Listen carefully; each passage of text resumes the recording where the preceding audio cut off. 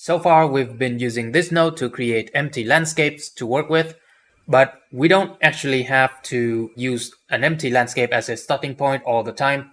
We can actually use an image as a starting point using this node. This is the landscape from image node. This node will create a landscape from an existing height map. Let's say I'm going to use the PNG height map. And just like the image displacement node, a PNG file can only make a landscape with a maximum height of 1 meter. For this scale, which is 1 kilometer across, 1 meter is nothing. So you have to increase the height scale value to have the landscape visible. There we go.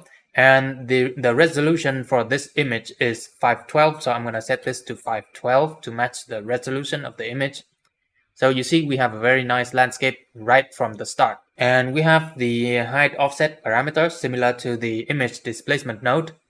And we have the scale, the size of the landscape. And also we have the viewport reduction, which will reduce the resolution in the viewport.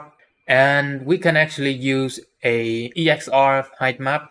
In this case, we don't need to adjust the height scale because the EXR file stores the true height information.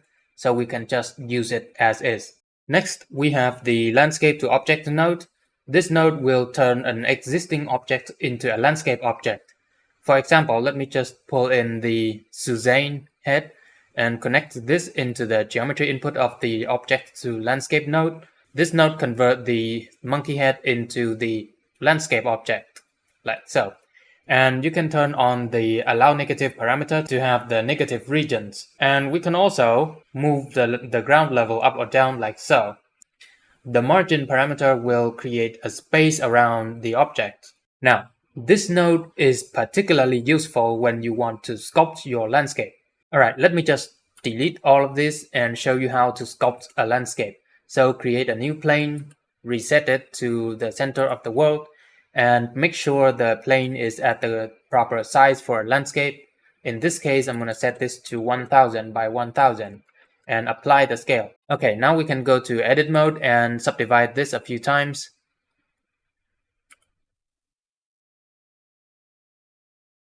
Maybe around that much. Okay, now we can go to sculpt mode. And also, make sure to lock the X and Y dimension and only sculpt in the Z dimension, because World Blender will only display the landscape up or down and not sideways. So we can now sculpt the landscape however we want. Let's say I'm going to create a curved mountain range like this.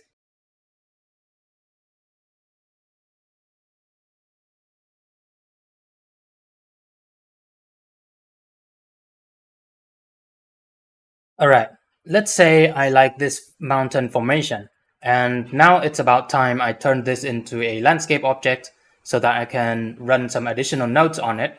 So let's go to the creator catalog and pull in the object to landscape node and drop it onto the wire like so, and turn on allow negative to have the regions below ground level.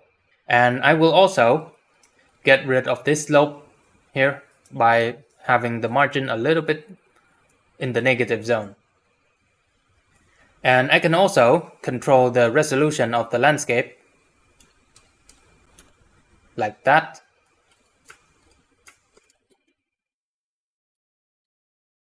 Now we can add some additional details using the displacement nodes.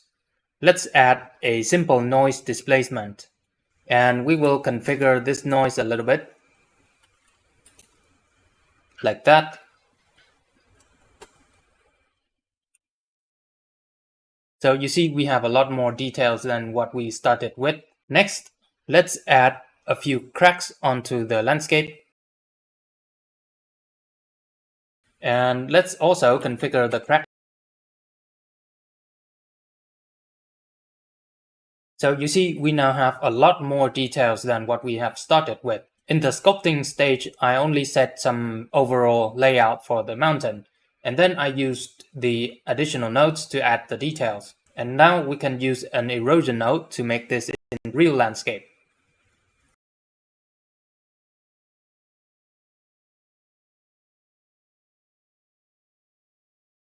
Alright, the baking is finished and let's see the result.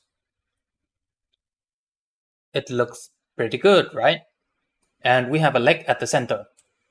So you see, this is what we started with, a very simple sculpting to lay out the formation of the mountains. And then we can use World Blender to add the details and do the hard part.